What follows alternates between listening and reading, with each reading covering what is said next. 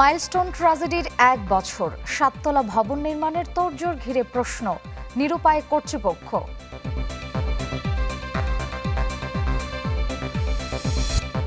রাজনৈতিক মামলা প্রত্যাহারে বিবেচনায় আসবে না ধর্ষণ ও স্ত্রী হত্যা, প্রমাণের ভিত্তিতেই নিষ্পত্তি।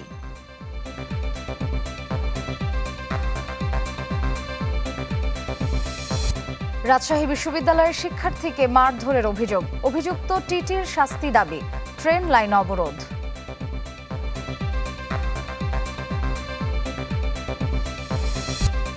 একনেকে অনুমোদনের অপেক্ষায় ঢাকা আশুলিয়া এলিভেটেড এক্সপ্রেসওয়ে প্রকল্প, বাড়ছে ব্যয় ও সময়।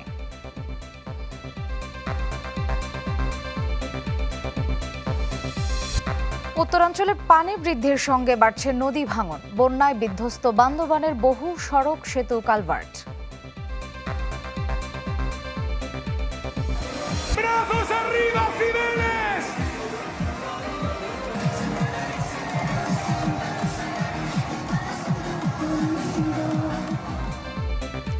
রাজস্বিক সংবর্ধনার পর ছাদ খোলা বাসে ইয়ামালদের প্যারেড, মেসিদের লাল গালিচায় বরণ।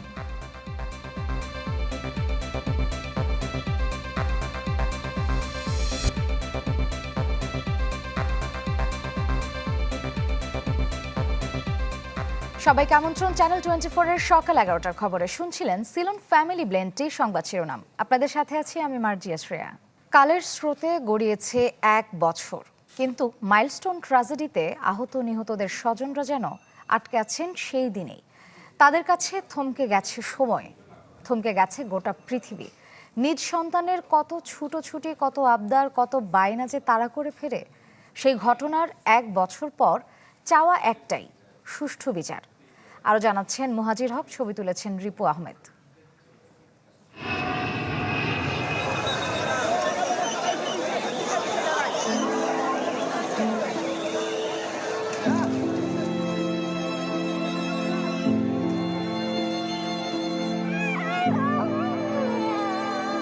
সেদিন কেঁদেছিল গোটা দেশ। আমার বাবার কত কষ্ট হয়েছে। চোখের পলকে হারিয়ে গিয়েছিল কত নিষ্পাপ প্রাণ, কত সাজানো স্বপ্ন। 1 বছর আগে মাইলস্টোন ট্র্যাজেডিতে ক্ষতবিক্ষত কোমল হাত আবারও লিখতে শুরু করেছে স্বপ্নের কথা। বিভীষিকার সময় পেরিয়ে সেই স্বপ্নযাত্রায় অনেক আগেই শিক্ষার্থীরা ফিরেছে ক্লাসে, তবু তারা করে বেড়ায় অদৃশ্য ভয় আর আতঙ্ক। আমার 7% কিন্তু আমার ডিপ বার্ন, আমার ফেস আর 2 হাতে বার্ন হয়েছে। আমার অনেক কষ্ট হয়, কিন্তু অতীত তো অতীত। আমার কাছে এখন বিমানের শব্দটা ভয়ই লাগে, যদি আবার এরকম কিছু হয়। হঠাৎ আকাশে উড়ে যাওয়া ইস্পাতের পাখির গর্জন মনে করিয়ে দেয় ভয়ঙ্কর সেই দুপুরের কথা। আর স্কুল ছুটির ঘণ্টা না বাজা পর্যন্ত অদৃশ্য এক শঙ্কা আঁকড়ে ধরে রাখে অনেক অভিভাবকের হৃদয়। এখনো কিন্তু যুদ্ধ বিমান যায়, এমনি অন্য বিমানও যায়। আমার 2টা বাচ্চা পড়ে এখানে, কিন্তু ওই যখন আসে বাসায় না যাওয়া পর্যন্ত টেনশন থাকে।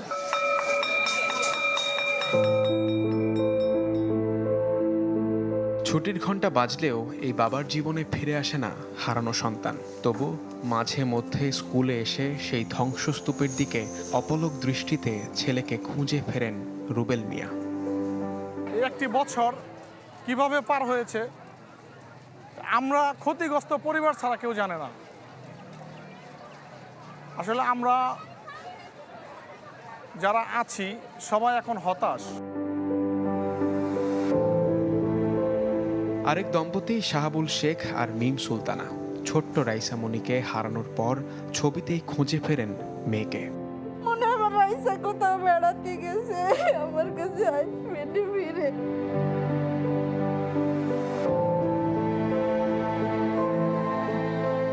সরকার, স্কুল কর্তৃপক্ষ সবার প্রতি ভীষণ ক্ষোভ তাদের। কোনো সহায়তা নয়, শুধু চান সুষ্ঠু বিচার। সরকারও মনে রাখে নাই, স্কুলও মনে রাখে নাই, কিন্তু আমরা মা বাপ আমরা তো বলতে পারতেছি না। সারাক্ষণ মনে মনে খাওয়া না কিছুই থাকে না আমাদের। আমরা কবে স্বাভাবিক হবো জানি না। আমার রাইসের রুমে আমার ভালো না লাগলে এসে একা একা শুয়ে থাকি। আমার রাইসের খাটটা খালি পড়ে আছে, আমার রাইসের সুতো নাই। স্কুল কর্তৃপক্ষ জানায় দুর্ঘটনায় ক্ষতিগ্রস্তদের নিয়মিত কাউন্সিলিং আর পর্যবেক্ষণে রাখছেন তারা। যে সমস্ত ছেলে আহত হয়েছে শুধু তারা না, তারা তাদের চাচাতো ভাই জ্যাঠতো ভাই সবাইকে আমরা একদম বিনা পয়সা পড়াচ্ছি, কোনো বেতন নিচ্ছি না এদের। আর যারা মারা গেছে তাদেরও যদি কেউ থাকে রিলেশন, অ্যাবসলিউটলি ফ্রি পড়াচ্ছি। আমি আশাবাদী যে বর্তমান গভর্নমেন্ট যদি প্রধানমন্ত্রী এদের সঙ্গে সাক্ষাৎ করে, ইনশাল্লাহ এদের যেই মানবতা জীবন যাপন করতে সেটা অনেকটা উন্নতি হবে। মাইলস্টোন ট্র্যাজেডিতে আহত 48 শিক্ষার্থীর মধ্যে একজন বাদে সবাই ক্লাস করছে। তাদের চাওয়া যে আকাশ শিশুদের স্বপ্নের সঙ্গী, সেই আকাশ যেন না হয় কারো মৃত্যুর কারণ। মুহাজির হক, চ্যানেল 24, ঢাকা। মাইলস্টোন ট্র্যাজেডিতে পুরো দেশের বিবেক কাঁপলেও টনক নড়েনি কর্তৃপক্ষের, বরং সেখানে শুরু হয়েছে নতুন 7তলা ভবন নির্মাণের কাজ। এ ব্যাপারে কিছুই করার নেই বলে জানিয়েছে সিভিল এভিয়েশন ও রাজুক, যদিও বিষয়টি নিয়ে প্রশ্ন তুলেছেন বিশেষজ্ঞরা। মোর্শেদ হাসিবের রিপোর্ট।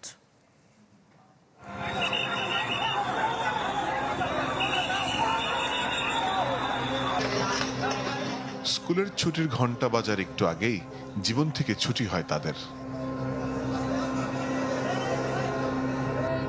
আমি বলছিলাম আমি মা আমারে কেউ ঢুকতে দাও, আমি আমার বাচ্চারা এখান থেকে বের করে নিয়ে আসবো যে কোনো মূল্যে।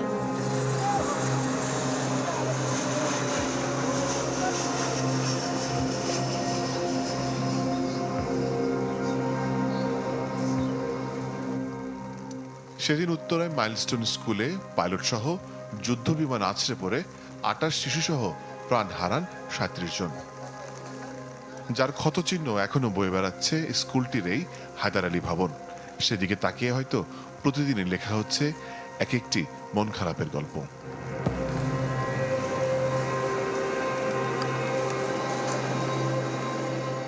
দেশ কাঁপানো সেই ঘটনার পর নতুন একটি 7তলা ভবন নির্মাণ শুরু করেছে মাইলস্টোন কর্তৃপক্ষ। এছাড়াও চলছে আরও একটি নির্মাণের প্রস্তুতি। প্রতিষ্ঠানটির দাবি, ভবন নির্মাণে অনুমোদন আছে সব কর্তৃপক্ষেরই। 2 বছর আগে এটা প্ল্যান পাস হয়েছে, সেটাই কাজ চলতেছে।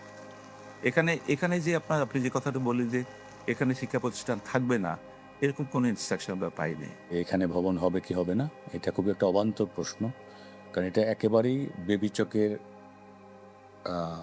অনুমোদিত এরিয়া, এখানটা আবাসিক এরিয়া। এবং আমাদের ভবনের বাইরে আপনি যেখানে তাকান দেখবেন 11-12 তলা অসংখ্য ভবন আমাদের পরেই, তার চাইতে আমাদের ভবন খুব নিচু। বিমানবন্দরের আশেপাশে 15 কিলোমিটার এলাকা জুড়ে কোন ভবনের কত উচ্চতা হবে তা দেখভালের দায়িত্ব সিভিল এভিয়েশন কর্তৃপক্ষের। সেই অনুমতিপত্র সহ যে কোনো নির্মাতা প্রতিষ্ঠান বা ব্যক্তিকে এরপর আবেদন করতে হয় রাজুকে। মাইলস্টোনের ঘটনায় 37টি প্রাণ ঝরে যায়। তারপরে তৈরি করা তদন্ত কমিটি যে সুপারিশ দিয়েছিল, সেখানে বলা হয়েছিল আন্তর্জাতিক বিধি অনুযায়ী বিমান চলাচলের পথ যেন শূন্য রাখা হয়।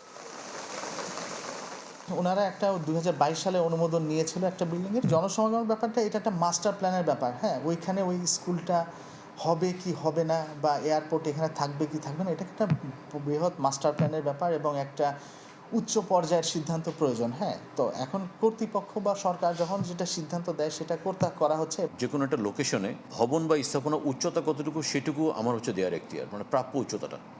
কি ধরনের ভবন সেখানে হবে বা কোন ক্যাটাগরির ভবন হবে, কোন ক্লাসিফিকেশনের হবে, সেটা অ্যাকচুয়ালি মানে জাজ করার বা সেটার ব্যাপারে সিদ্ধান্ত দেওয়ার আমার এখতিয়ার নেই। উভয়েরই দাবি, উত্তর এলাকায় অন্তত শতাধিক ভবন নিয়ম ভঙ্গ করে গড়ে উঠেছে, ফলে দুর্ঘটনার সম্ভাবনা রয়েছে যথেষ্ট। একটা রিকমেন্ডেশন আছে এরকম অ্যানেক্স 14-এ আইকাব, সেখানে বলেছে যে বিমানবন্দরের অতি সন্নিকটে আমার কিছু কিছু স্থাপনা যেগুলি হচ্ছে সেন্সিটিভ টু সাউন্ড বা নয়েজ, এ ধরনের স্থাপনা অ্যাভয়েড করা দরকার।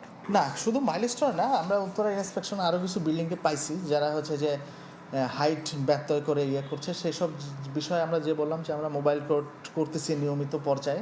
আমি 2010 সালে যখন এই বিশেষজ্ঞের মতে ভয়াবহ এমন দুর্ঘটনার পর মাইলস্টোন কর্তৃপক্ষকে নতুন ভবন নির্মাণের অনুমতি দেওয়া অনুচিত।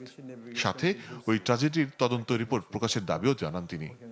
অ্যাপ্রোচ পাথের এবং টেক অফ পাথের নিচে যে জায়গাটা, অন্তত ওইটুক জায়গায় যেন এই ধরনের যেখানে অনেক মানুষের সমাগম থাকতে পারে এই ধরনের স্থাপনা থেকে যেন নিরুৎসাহিত করা হয়। কিছু কিছু যদি সংবেদনশীল কিছু থেকে থাকে সেটা বাদ দিয়ে যেটা জনস্বার্থে যে অংশটা সেটা আমার মনে হয় তারা উচিত ছিল পাবলিক করা।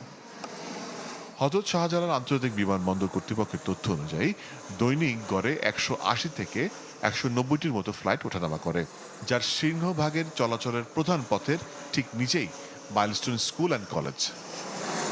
মোর্শেদ হাসিব, চ্যানেল 24, ঢাকা। দর্শক, এই মুহূর্তে মাইলস্টোন ক্যাম্পাস থেকে আমাদের সাথে যুক্ত হচ্ছেন আশরাফুল আলম আকাশ। যাচ্ছি তার কাছে। আকাশ, আজকে মাইলস্টোন ট্র্যাজেডির 1 বছর হলে এই দিনটিকে ঘিরে ক্যাম্পাসের কর্তৃপক্ষ কোনো আয়োজন রেখেছে কিনা?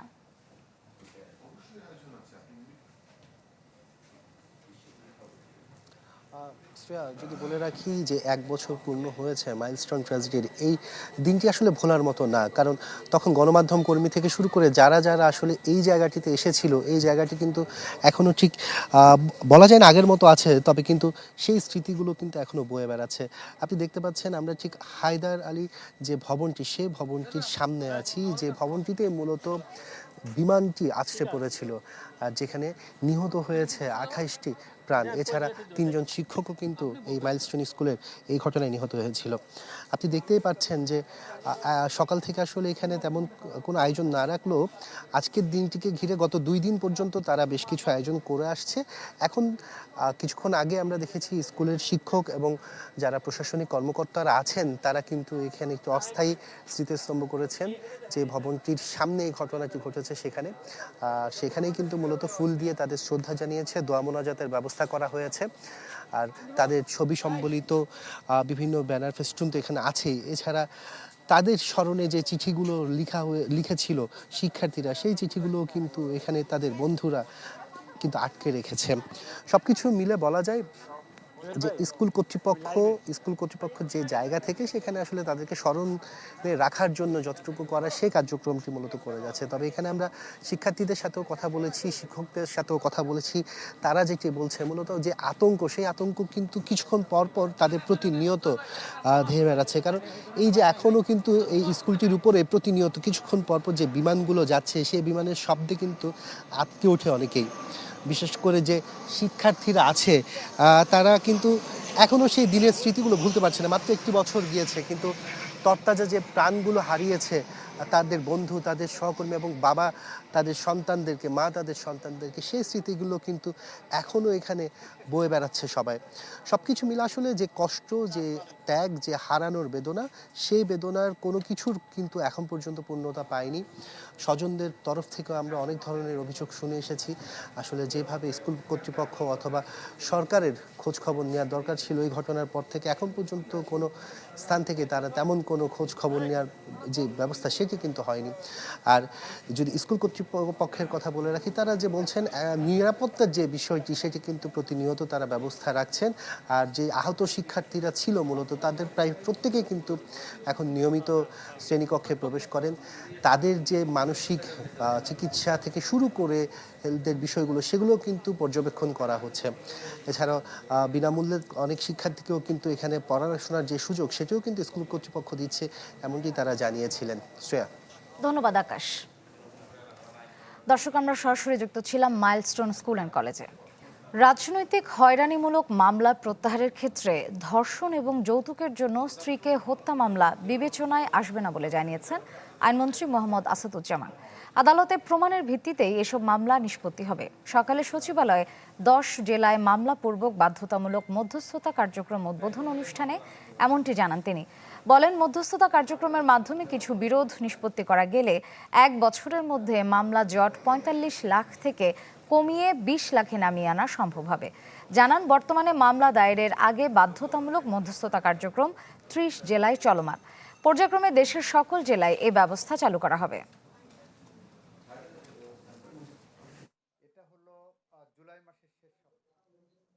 মামলার সাথে শুধুমাত্র রাজনৈতিকভাবে তাকে সম্পৃক্ত করা হয়েছে এই জিনিসটা এস্টাবলিশ করার জন্য তাকে প্রমাণ দিতে হবে। রেপের মামলা, শিশু ধর্ষণের মামলা কিংবা যৌতুকের জন্য স্ত্রীকে হত্যা করেছে মামলা, পরবর্তীতে এই সমস্ত মামলা নিয়ে সে রাজনৈতিক কালার যদি কেউ দেওয়ার চেষ্টা করে, আমি বলেছি আমার টেবিল পর্যন্ত এই মামলা আসবে না। Come what may, political flavour যতই থাক না কেন, রেপের মামলা তাকে আদালতের মাধ্যমে নির্দোষ প্রমাণ করতে হবে। রাজশাহী বিশ্ববিদ্যালয়ের এক শিক্ষার্থীকে মারধরের অভিযোগে পদ্মা এক্সপ্রেসের টিকিট পরিদর্শক সুমনকে বহিষ্কার করা হয়েছে। এর আগে সকালে বিশ্ববিদ্যালয়ের চারুকলা অনুষদ সংলগ্ন রেল লাইনে অবস্থান নিয়ে অবরোধ শুরু করেন শিক্ষার্থীরা। তাদের অভিযোগ, পদ্মা এক্সপ্রেসের ভ্রমণের সময় অভিযুক্ত টিটিই সুমন সরকারি রসিদ না দিয়ে অসাধু উপায়ে যাত্রীদের কাছ থেকে টাকা নিচ্ছিলেন। রাজশাহী বিশ্ববিদ্যালয়ের এক শিক্ষার্থী বাধা দেয়ায় ক্ষিপ্ত হয়ে তাকে মারধর করে ওই টিটিই। প্রতিবাদে রেলপথ অবরোধ করে অবস্থান নেন শিক্ষার্থীরা।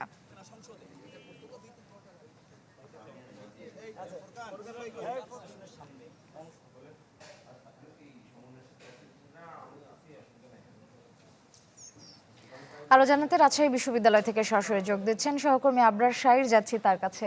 আবরার, অবরোধের কি পরিস্থিতি সবশেষ জানাবেন?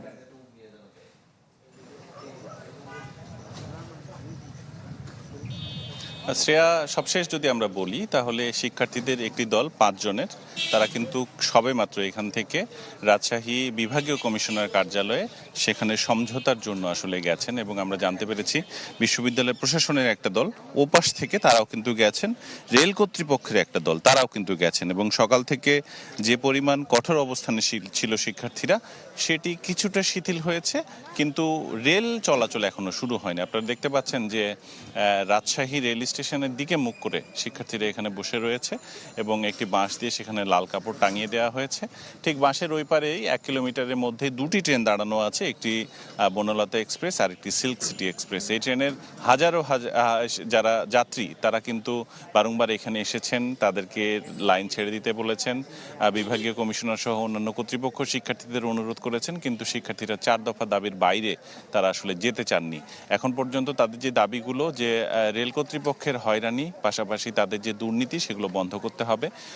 যে শিক্ষার্থীকে মারধর করা হয়েছে, ফোরকান নামের যেই শিক্ষার্থীকে মারধর করা হয়েছে, তাকে শারীরিক লাঞ্ছনা এবং তার যে সম্মানহানি হয়েছে তার জন্য ক্ষতিপূরণ দিতে হবে। বিশ্ববিদ্যালয়ের একটি স্টেশন আছে, এখানে ট্রেনের যাত্রা বিরতি করতে হবে এবং সকল ঘটনার বিচার করতে হবে। কিছুক্ষণ আগ পর্যন্ত যে অভিযুক্ত রেল কর্তৃপক্ষের টিটি সুমন, তাকেও দাবি ছিল যে এখানে নিয়ে এসে শিক্ষার্থীদের সামনে তাকে ক্ষমা চাওয়াতে হবে। সেই জায়গা থেকে হয়তোবা সরে এসেছে। রেল কর্তৃপক্ষ জানিয়েছে যে শিক্ষার্থীদের দাবির প্রেক্ষিতে এবং অপরাধ প্রমাণিত হওয়ায় সেই টিটিইকে এরই মধ্যে সাময়িক বহিষ্কার করে পাকশি রেলের যে শাখা রয়েছে সেখানে আসলে তাকে বদলি করা হয়েছে এবং তার খোরপোশ ছাড়া আসলে কোনো বেতন তাকে দেওয়া হবে না, এই ধরনের একটি নির্দেশনাও কিন্তু দেওয়া হয়েছে। সব মিলিয়ে ওই পারেও রাজশাহী আসবে এই ধরনের বেশ কয়েকটি ট্রেন আটকা পড়েছে হরিয়ানে। ফলে বলা যায় যে হরিয়ান আর এদিকে রাজশাহী স্টেশন দুই পাশেই কিন্তু বেশ কয়েকটি ট্রেন আটকা পড়েছে। এতে যাত্রী ভোগান্তি চরমে, কারণ এই ট্রেনগুলো ঢাকাতে পৌঁছাবে, ঢাকা থেকে আবারও আসবে, এই শিডিউল পুরোটাই ভেঙে পড়বে। ফলে ওপাশ থেকে যারা আসছেন তারাও কিন্তু অনেকটাই এখন ভোগান্তিতে পড়তে যাচ্ছেন। কখন আসলে এটি চলাচল শুরু হবে সেটি বলা যাচ্ছে না, তবে যে বিভাগীয় কমিশনার কার্যালয়ে মিটিং রয়েছে সেটি সফল হলে হয়তো লাইনটা ছেড়ে দেবে। এ ছিল আমার কাছে শ্রেয়া। ধন্যবাদ আবরার। দর্শক, সরাসরি যুক্ত ছিলাম রাজশাহী বিশ্ববিদ্যালয়ে। দর্শক, সচিবালয়ে 2027 সালের হজ প্যাকেজ ঘোষণা করছেন ধর্মমন্ত্রী। আমরা সরাসরি সেখানে চলে যাচ্ছি।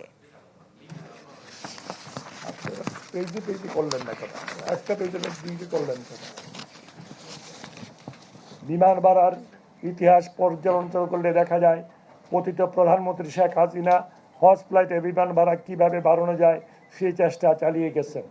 আর জনাব তারেক রহমান আমাদের মাননীয় প্রধানমন্ত্রী হয়ে আল্লাহর মেহমানদের বিমান ভাড়া কিভাবে কমানো যায় সে প্রচেষ্টা চালিয়ে যাচ্ছেন। এটি মাননীয় প্রধানমন্ত্রী তারেক রহমানের বৈশিষ্ট্য, এটি দেশের মানুষের প্রতি জনাব তারেক রহমানের ভালোবাসা, মমত্ববোধ এবং দায়বদ্ধতার বহিঃপ্রকাশ। প্রিয় সাংবাদিক, প্রিয় আমার সম্মানিত সাংবাদিক বৃন্দ, হজ ব্যবস্থাপনা সংক্রান্ত নির্বাহী কমিটির অনুমোদনক্রমে এই বছর সরকারি মাধ্যমে আমরা 2টি হজ প্যাকেজ নির্ধারণ করেছি, যথা হজ প্যাকেজ 1 ও হজ প্যাকেজ 2 সাশ্রয়ী। হজ প্যাকেজ 1-এ এই প্যাকেজে হজযাত্রীদের মক্কায় হারাম শরীফের বহির্চত্বর হতে প্রায় 1000 থেকে 1400 মিটারের মধ্যে এবং মদিনায় মার্কাজি এরিয়ার আবাসন সুবিধা দেওয়া হবে। মিনার জোন 2-এ তাঁবুর অবস্থান হবে এবং মিনা আরফায় সার্ভিস প্যাকেজ 3 ক্যাটাগরির সার্ভিস সহ মোয়াল্লাম কর্তৃক খাবার সরবরাহ করা হবে। সাধারণত সৌদি আরবে অবস্থানকাল হবে 35 থেকে 40 দিন। উল্লেখ্য, অতিরিক্ত অর্থ পরিশোধ সাপেক্ষে রুম আপগ্রেডেশন এবং শর্ট প্যাকেজ সুবিধা নেওয়া যাবে। এই প্যাকেজ খরচ ধরা হয়েছে 6,15,263 টাকা। হজ প্যাকেজ 2 সাশ্রয়ী। এই হজ প্যাকেজ 1 এর চেয়ে কিছুটা সুলভ প্যাকেজ। এই প্যাকেজে হজযাত্রীদের মক্কায় হোটেল হারাম শরীফের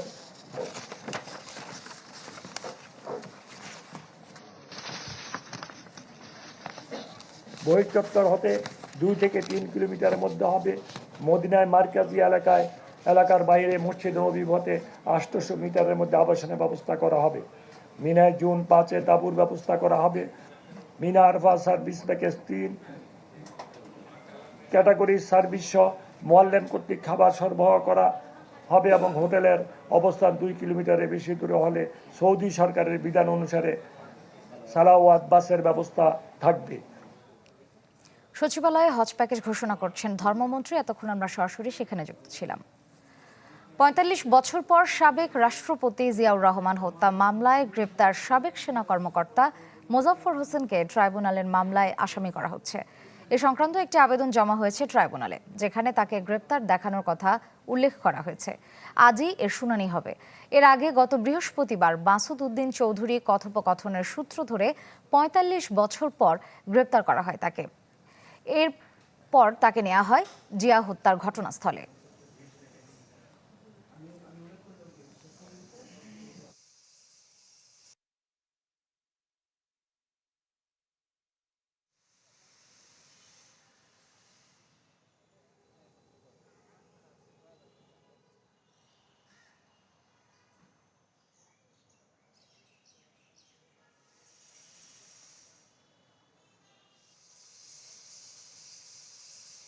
এবার দেশ 24 এর খবর জানাবো।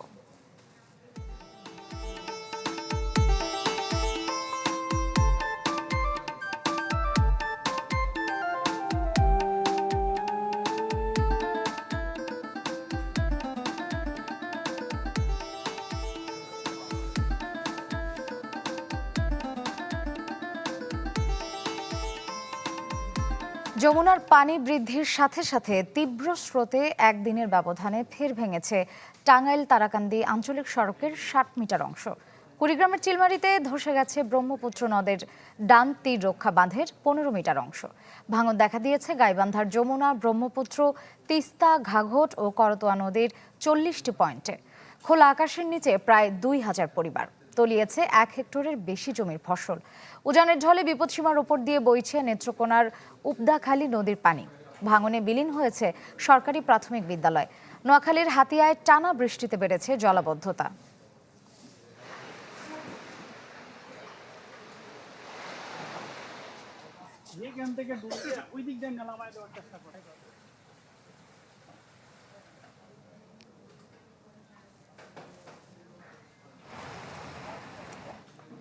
পানি বাড়ার সাথে সাথে ভাঙন দেখা দিয়েছে গাইবান্ধার বিভিন্ন নদ নদীতে। এতে চরম আতঙ্কে দিন কাটছে নদী পাড়ের মানুষের।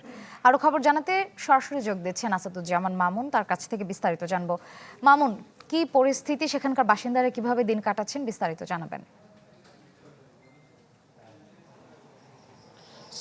আমি আছি ঘাঘট নদীর পাড়ে। এখানে আমি যদি আপনাকে জানাই যে গাইবান্ধার ব্রহ্মপুত্র, যমুনা, ঘাঘট, তিস্তা নদীর, করতোয়া নদীর পানি কিন্তু সবগুলো নদীর পানি কিন্তু বাড়ছে, প্রতিনিয়তই বাড়ছে।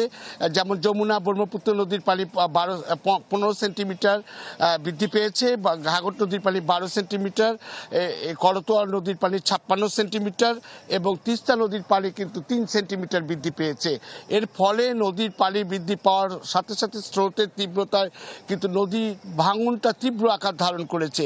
এখানে গাইবান্ধার সুন্দরগঞ্জ সদর, সাঘাটা এবং ফুলছড়ি উপজেলার যে নদীর তীরবর্তী আছে সেখানে কিন্তু প্রায় নদীগুলোর যে তীরবর্তী বাড়িঘর ছিল সেখানে 2000 পরিবারের মানুষজন কিন্তু তাদের বাড়িঘর নদীগর্ভে বিলীন হয়েছে। তারা বর্তমানে বন্যা নিয়ন্ত্রণ বাঁধে রয়েছে এবং যে আশেপাশের স্কুল রয়েছে প্রাইমারি স্কুলগুলোতে বলতে সেখানে তারা কিন্তু মানবতরভাবে খুবই জরাজীর্ণভাবে তারা থাকছে এবং ঠাসাঠাসি করে থাকছে, যেখানে থাকা নাই।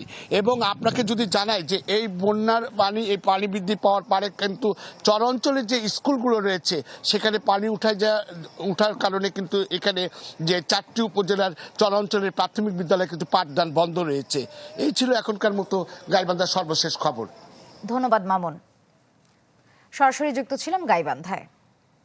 হাম ও উপসর্গ নিয়ে সারা দেশ জুড়ে আমাদের কাছে খবর এসেছে যে দেশ জুড়ে হাম পরিস্থিতিতে শিশু মৃত্যুর সংখ্যা বাড়ছে।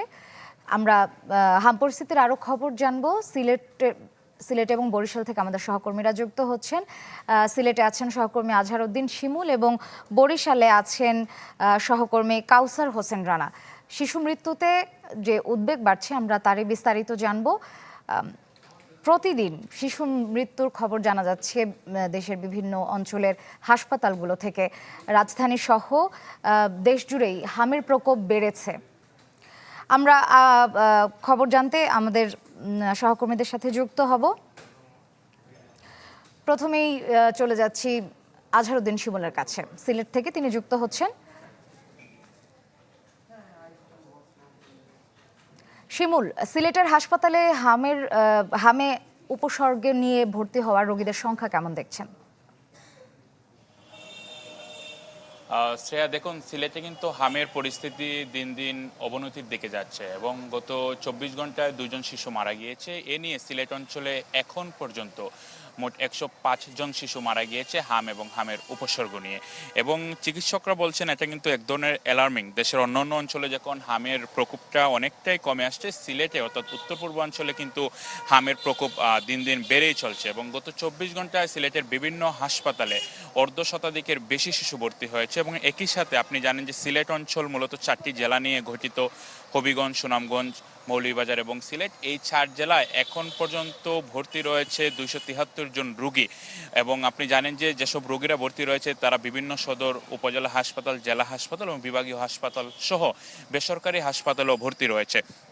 এবং চিকিৎসকরা বলছেন শুধু যে শিশুরা আক্রান্ত হচ্ছে তা না, শিশুদের পাশাপাশি কিন্তু প্রাপ্তবয়স্করাও হামে আক্রান্ত হচ্ছে। এবং একই সাথে আমরা এখন যে হাসপাতালে রয়েছি, সিলেট শহীদ শামসুদ্দিন আহমদ হাসপাতাল, এই হাসপাতালে গত মাসে একজন প্রাপ্তবয়স্ক তরুণী হামের উপসর্গ নিয়ে মারা গিয়েছেন।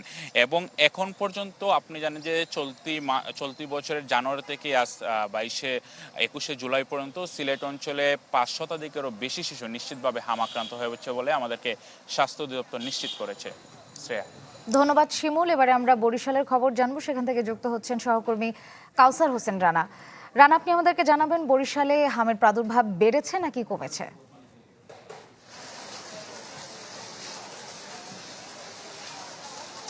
না, শ্রেয়া, বলতে পারি যে বরিশালে হামের উপসর্গ বা হাম আক্রান্ত হয়ে যে রোগী ভর্তির সংখ্যা সেটি এখনও ঠিক আগের মতোই রয়েছে। অর্থাৎ গত 2-3 মাস পর্যন্ত যেমন একটা উদ্বেগজনক পরিস্থিতি রয়েছে, অনেকটা বলা যায় সেই রকমই। যদিও গত কয়েকদিনের মৃত্যুর সংখ্যা তেমন একটা পাওয়া যায়নি, তবে হাম রোগী যে ভর্তি, সেই ভর্তি রোগীর সংখ্যা কিন্তু রয়েছে। বরিশালে এই পর্যন্ত 55 জনের মৃত্যু ঘটেছে হাম এবং হামের উপসর্গ নিয়ে।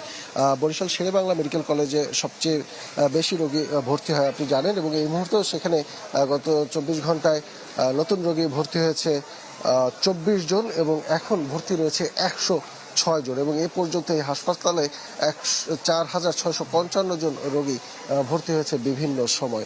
আপনাকে যদি বিভাগের তথ্যটি দেই তাহলে তথ্যটি দাঁড়াচ্ছে এরকম যে বরিশাল বিভাগে এ পর্যন্ত 13,550 জন রোগী ভর্তি হয়েছে। যদিও 12,878 জন রোগী সুস্থ হয়ে বাড়ি ফিরেছে, তবে 55 জন যে রোগী মারা গেছে তাদের সবাই প্রায় শিশু।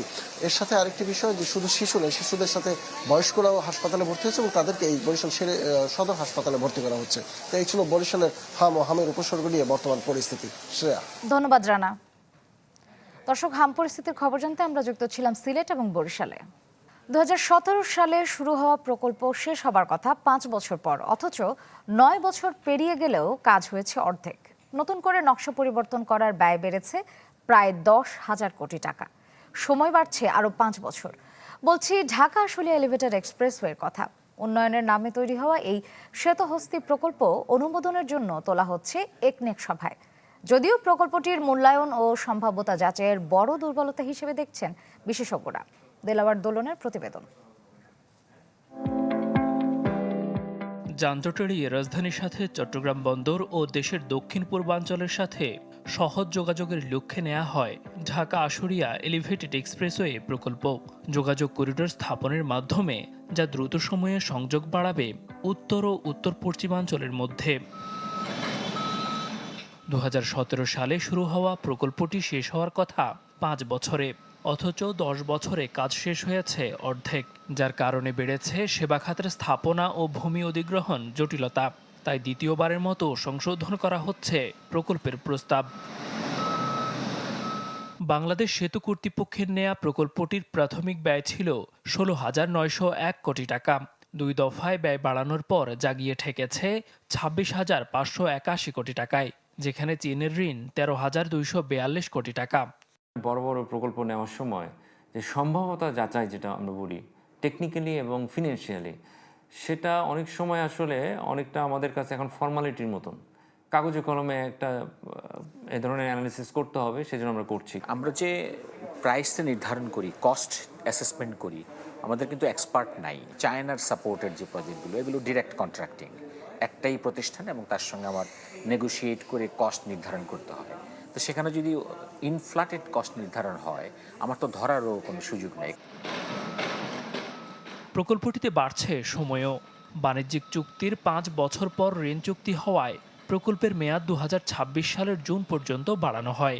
কাজ পুরোপুরি শেষ না হওয়ায় নতুন প্রস্তাবে সময় বাড়ছে 2030 সালের জুন পর্যন্ত। ঢাকা সাভার মহাসড়ক এদিকে আশুলিয়া গিয়ে যুক্ত হচ্ছে, এবং আমরা যেহেতু উত্তরবঙ্গ এবং দক্ষিণবঙ্গের মধ্যে একটা ব্রডব্যান্ড কানেকশন দেওয়ার কথা বলছি, সেক্ষেত্রে এটা তো যখন এটা টেকনিক্যাল ফিজিবিলিটি করা হয়েছে, এই মোড়ের মধ্যে সলিউশনটা কিন্তু দেওয়া হয়নি। 24 কিলোমিটার দীর্ঘ এই এলিভেটেড এক্সপ্রেসওয়ে শাহজালাল আন্তর্জাতিক বিমানবন্দরের কাছে কাওলা থেকে শুরু হয়ে শেষ হচ্ছে সাভারের শ্রীপুর বাস স্ট্যান্ডে গিয়ে। দেলোয়ার দোলন, চ্যানেল 24, ঢাকা। বিশ্বকাপের খবর। বিশ্ব জয় করে দেশে ফিরেছে স্পেন দল। স্থানীয় সময় দুপুরে নিউ ইয়র্ক থেকে মাদ্রিদে পৌঁছায় লামিন ইয়ামাল, রদ্রি, তোরেসরা। দেশটির রাজা ও প্রেসিডেন্টের সাথে সাক্ষাতের পর ছাদখোলা বাসে চ্যাম্পিয়ন প্যারেড করে দে লা ফুয়েন্তের দল। রাতে মূল উৎসব হয় সিভিলেস স্কয়ারে, যেখানে জমায়েত হয় প্রায় 20 লাখ মানুষ। এই ফেরাটা অন্যরকম, হতে পারে রাজকীয়, হতে পারে আনন্দের, তার চাইতেও বেশি গর্বের। জাতীয় দলের জার্সিতে আরও একটি তারকা যুক্ত করেছে ওরা, 26 তারকা। নিজ দেশের আর দেশের মানুষের জন্য বয়ে এনেছে স্বর্ণালী ট্রফি। আজ স্প্যানিশরা মাথা উঁচু করে বলতে পারে তারা বিশ্ব চ্যাম্পিয়ন। মাদ্রিদের বিমানবন্দর তখন লোকে লোকারণ্য, ইয়ামাল, রদ্রি, তোরেসদের এক ঝলক দেখার জন্য। তবে ফাইনাল ম্যাচের পর দীর্ঘ ভ্রমণের ক্লান্তি দূর করতে কিছুক্ষণ বিশ্রামে দে লা ফুয়েন্তের দল। আনুষ্ঠানিক উৎসবের শুরুটা রাজপ্রাসাদে। সারসুয়েলা প্যালেসে বিশ্ব সেরাদের স্বাগত জানান রাজা ফেলিপে, রানী লেতিসিয়া ও 2 রাজকন্যা লিওনর ও সোফিয়া। যখন আমাদের দল খেলে তখন আমরা সবাই খেলি। তোমাদের জয় পুরো স্পেনের জয়, আমরা উপভোগ করেছি। তোমাদের ফাইনালে খেলা আর শিরোপার উৎসব আমাদের জন্য গর্বের। ছোট্ট সংবর্ধনা শেষে পুরো দল চলে যায় মনক্লোয়া প্যালেসে। ইয়ামাল, পেদ্রিদের উষ্ণ অভ্যর্থনা জানান প্রধানমন্ত্রী পেদ্রো সানচেজ ও সরকারের ঊর্ধ্বতন কর্তারা। ফুটবলারদের সম্মান জানানোর পাশাপাশি ট্রফি জয়ের উদযাপনও হয় সেখানে। আজকের দিনটা আনন্দের, উৎসবের। আমি ধন্যবাদ জানাতে চাই স্প্যানিশ জাতীয় দল ও কোচিং স্টাফদের, তাদের পারফরমেন্স, চেষ্টা আর বিজয়ের জন্য। এটা স্পেনের সব মানুষের বিজয়। এরপর স্থানীয় সময় সন্ধ্যা 7টায় শুরু হয় ছাদখোলা বাসে চ্যাম্পিয়ন প্যারেড। মনক্লোয়া প্যালেস থেকে মাদ্রিদের বিভিন্ন গুরুত্বপূর্ণ সড়ক ঘুরে বিখ্যাত সিভিলেস স্কয়ারে পৌঁছায় দে লা ফুয়েন্তের দল। মূল উৎসবটা সেখানেই। জনপ্রিয় শিল্পীদের গান, ডিজের সাথে নেচে গিয়ে উদযাপন করেছে লামিন ইয়ামাল, রদ্রি, ফেরান তোরেসরা। এই দলের কোচ হওয়াটা গর্বের। এই অর্জনের অংশ সেসব প্রতিটা মানুষ যারা দলের জন্য অক্লান্ত পরিশ্রম করেছে। একটা কথা বলতে ভুলে গিয়েছিলাম, যা আমি 2 বছর আগেই একবার বলেছিলাম, একসাথে আমরা সবচেয়ে শক্তিশালী। প্রায় 20 লাখ মানুষ জমায়েত হয় এই অনুষ্ঠানে, তবে উৎসবের তো কেবল শুরু। আশরিক রুদ্র, চ্যানেল 24। এদিকে ফাইনাল হারের হতাশা নিয়ে দেশে ফিরেছে আর্জেন্টিনা দল। বিমানবন্দরের লাল গালিচায় বরণ করে নেওয়া হয় সাবেক চ্যাম্পিয়নদের। সোমবার সন্ধ্যায় দেশটির রাজধানী বুয়েন্স এইরিসের এজাজা বিমানবন্দরে পৌঁছায় স্কালোনিদের বহনকারী চার্টার্ড বিমান। বৃষ্টি আর বৈরী আবহাওয়া উপেক্ষা করে এদিন বিমানবন্দরে প্রিয় দলকে বরণ করতে ছিল সমর্থকদের ভিড়। লাল গালিচার সাথে ব্যান্ড পার্টির আয়োজন ছিল রানার্স আপদের জন্য। দেশটির ফুটবল অ্যাসোসিয়েশন প্রধান, হেড কোচ স্কালোনি ও কোচিং স্টাফদের সাথে বহরে ছিলেন মোট 19 ফুটবলার। মেসি সহ বাকি 7 ফুটবলার ছিলেন না ফিরতি বিমানে। বিমানবন্দর থেকে বের হয়ে ছাদখোলা বাসে প্যারেড করে আলবিসেলেস্তারা।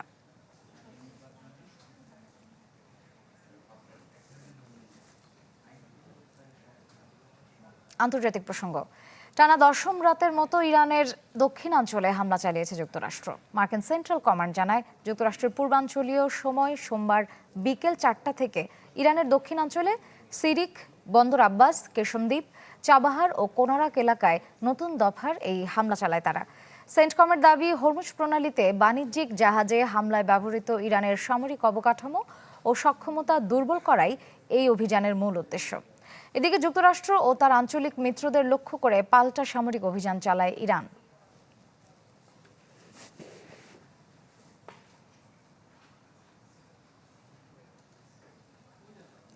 এই ছিল সকাল 11টার খবরে। বিশ্বের যে কোনো প্রান্ত থেকে সবশেষ খবর জানতে ভিজিট করুন আমাদের ওয়েবসাইট, ফেসবুক পেজ ও ইউটিউব চ্যানেলে। এতক্ষণ সাথে থাকার জন্য সবাইকে ধন্যবাদ।